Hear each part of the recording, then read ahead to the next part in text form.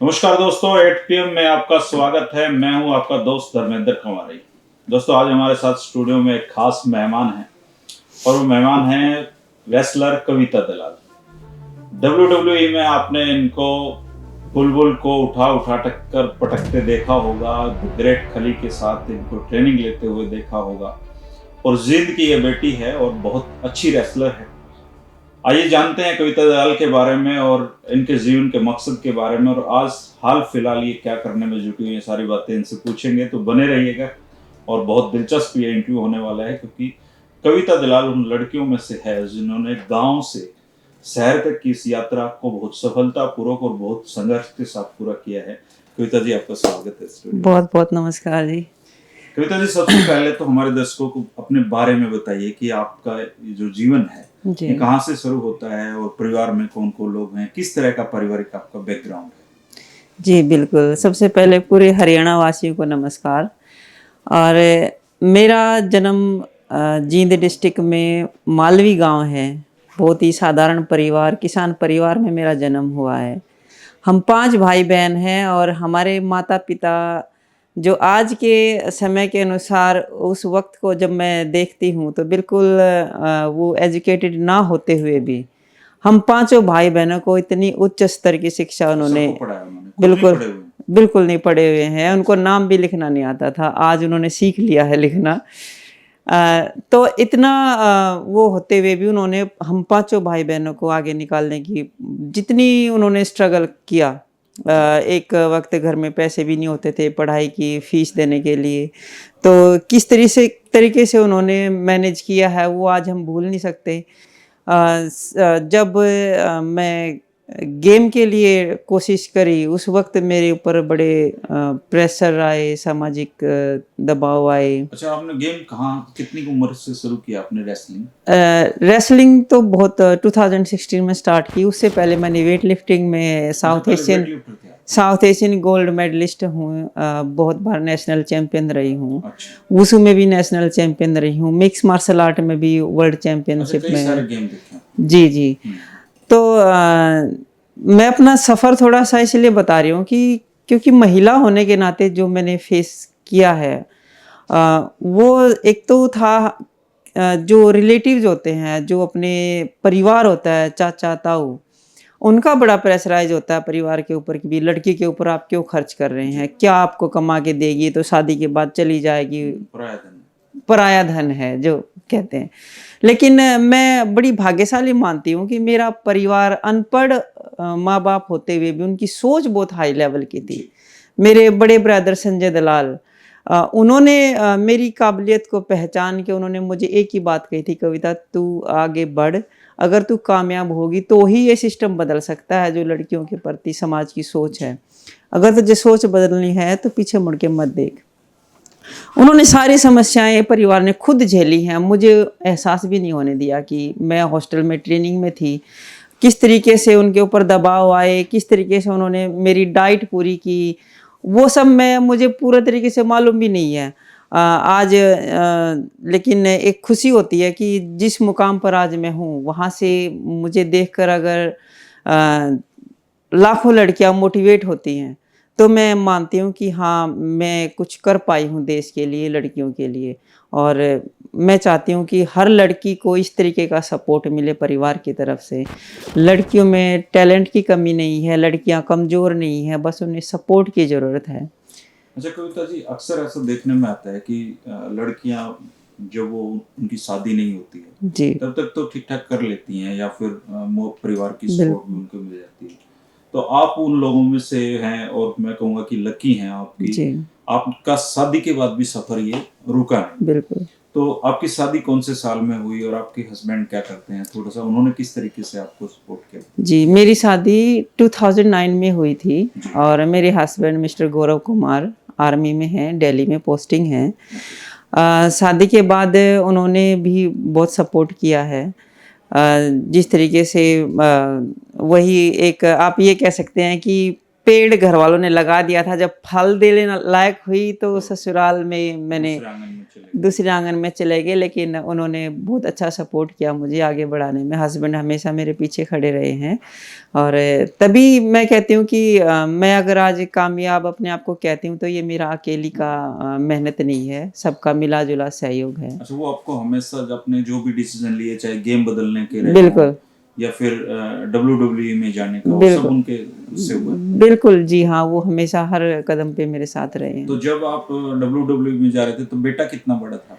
तब बेटा था 5 या 6 साल तो का। उसने नहीं कहा मम्मी मुझे छोड़ के क्यों जा रहे हो आप? अब क्योंकि वहाँ तो ट्रेनिंग लंबी बेटे चलती है। बेटे को तो मैंने जब ये 1.5 साल का था, उस वक़्त मैं वेट लिफ्टिंग के इंडिया कैंप में थी, उस वक़्त मैंने छोड़ दिया था, अच्छा, 1.5 साल का। तो दादी ने? दादी के पास, बुआ के पास, उनके पास ही रहा है और जब अमेरिका जाने का मौका मिला, 3 साल अमेरिका रही मैं, उस वक़्त भी माँ के लिए बहुत कठिन हो जाता है बच्चे से दूर रहना। बच्चे को तकलीफ़ होती है तो वहाँ इतनी दूर रह के ऐसा बेचैनी होती है कि शायद काश मैं अपने बच्चे को छू के महसूस कर लूँ कि ठीक है, अच्छा, आपका नहीं एक है। वीडियो बहुत वायरल हुआ था WWE का कि एक सलवार सूट पहने हुए एक लड़की ने जी। एक शायद बुलबुल क्या जी, नाम था जी, जी, उसका, बुलबुल, हाँ जी, बुलबुल ने चैलेंज दिया और आपने उसको फिर बिल्कुल। तो सबसे पहला तो ये है कि जो WWE है जी, उसमें एक शब्द जुड़ा हुआ है एंटरटेनमेंट। बिल्कुल। तो उसमें एंटरटेनमेंट कितना है और रेसलिंग आर्ट्स कितने शामिल होते हैं उसमें? देखिए उसमें सभी देखते हैं जितने भी मूव्स होते हैं, वो सब मूव्स ओरिजिनल होते हैं, ओरिजिनल होते हैं। स्क्रिप्टेड भी होते हैं। स्क्रिप्टेड नहीं कहेंगे इसको, आप एंटरटेनमेंट है, स्टोरी टेलिंग है, आप फाइट के माध्यम से लोगों को अपनी स्टोरी एंटरटेन करते एंटरटेन करते हैं, स्टोरी बताते हैं, बैड वर्सेस गुड बताते हैं। हैं।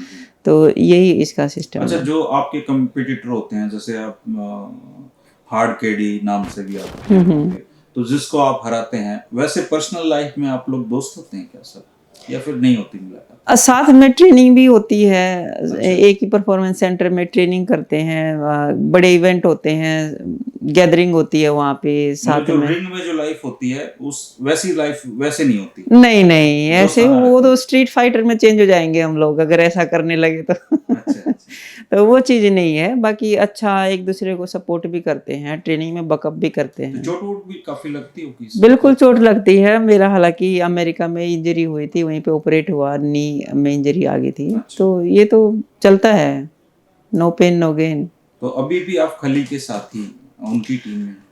खली सर को मैं अपना गुरु मानती हूँ क्योंकि वहीं से मेरी शुरुआत हुई थी और आज भी हम लोग टच में हैं, बात करते रहते हैं। अब फ्यूचर के लिए भी कोई एकेडमी वगैरह करनी है या इस तरीके की चर्चाएँ होती रहती हैं। पर अभी मैं अपना इधर एक मिशन करना चाहती हूँ क्या लड़कियों काम के करना लिए। चाहते इसमें सर ऐसा है कि मिशन है रानी लक्ष्मीबाई, क्योंकि जो स्ट्रगल मैंने अपने जीवन में देखा है, हैं? जी। मैं अपने आसपास से बहुत सारी लड़कियों को भी देखती थी जो इस तरीके की शिकार होती हैं, जो करना चाहती हैं कुछ लेकिन सुविधाओं की वजह से या सामाजिक दबाव की वजह से कर नहीं पाती हैं।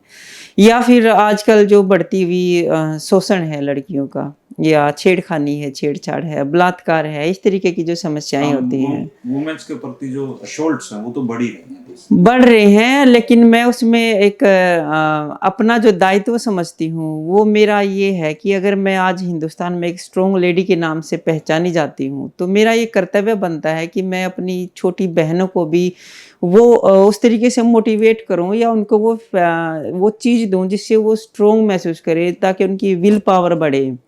और किसी भी तरह की का चैलेंजेज़ आता है या किस तरीके की घटनाएँ आती हैं, उसको वो फेस कर सके। इसमें मैं चाहती हूँ कि सेल्फ डिफेंस जो है वो बहुत कारगर सिद्ध होता है जी। इसमें।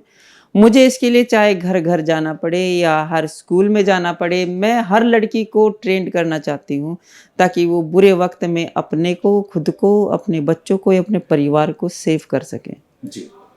तो इस बहुत बड़ी आबादी है एक्चुअली जी, गर्ल्स की, तो आपके इस मिशन के लिए आपको बहुत सारे संसाधनों की ज़रूरत पड़ेगी बिल्कुल, और आपको एक बहुत बड़ी टीम चाहिए होती है। आप बिल्कुल। अकेले घर-घर जाके नहीं सिखा सकते, देखो अगर आपकी सोच नेक है तो साधन भी अपने आप जुट जुड़ जाते जाए। हैं और भगवान की दया से इतनी काबिलियत ज़रूर दी है भगवान ने कि मैं जुटा सकते हैं।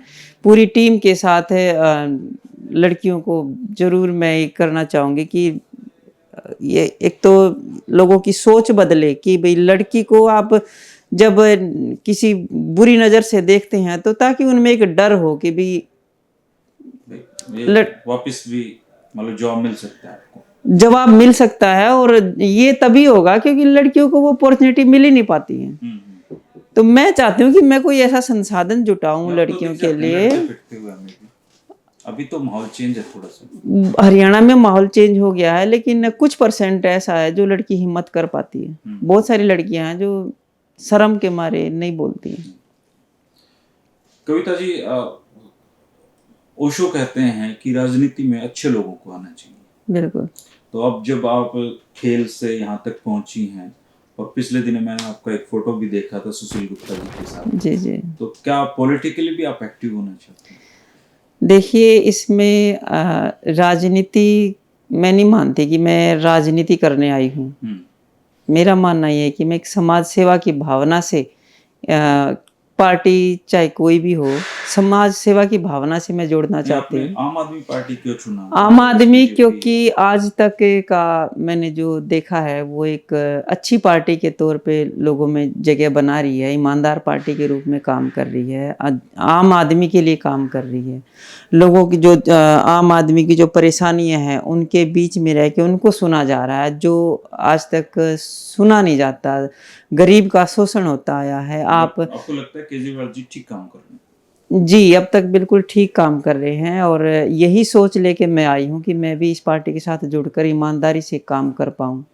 तो आप कहाँ पे काम करना चाहती हैं? आपका हल्के जुलाना में, या फिर नेशनल लेवल पे, या स्टेट लेवल पे, कहाँ काम करना चाहती हैं? जी, मेरी जन्मभूमि है, हरियाणा क्षेत्र है, विधानसभा हरियाणा। वहाँ से मैं अपना शुरू करना चाहूँगी। ओके। तो जी। साथ साथ ये सारी एक्टिविटी आपकी चलती रहेंगी। अभी WWE में फिर जा रही हैं, ये सीजन होते होंगे इनके तो? एक्चुअली कंपनी के साथ अभी मेरा इंडिया का कॉन्ट्रैक्ट है, और कोरोना की वजह से सब कुछ डिस्टर्ब हो गया। तो अभी नेक्स्ट ईयर शायद WWE का परफॉर्मेंस सेंटर आ रहा है बॉम्बे में।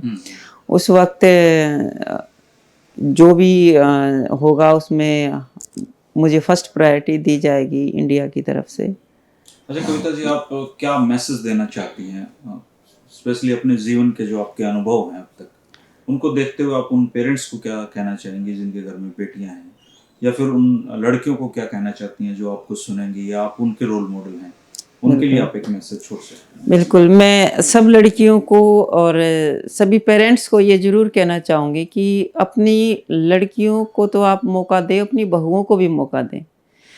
क्योंकि लड़कियां, आप उदाहरण के तौर पर देख लो, हर क्षेत्र में, आप पढ़ाई में देख लो, स्पेस में देख लो, माउंट एवरेस्ट पे देख लो, या WWE में देख लो, कहाँ लड़कियां कम हैं। और आप लड़कियों को आंकना ही छोड़ दो कि आप ये बताना ही छोड़ दो कि आप कमज़ोर हैं।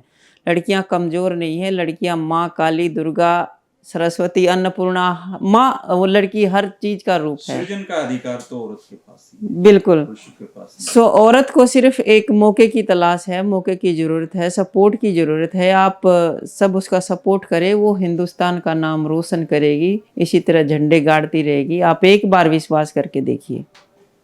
शुक्रिया कविता जी, आप आए, आपने समय निकाला और खूब सारी आपसे बातें की।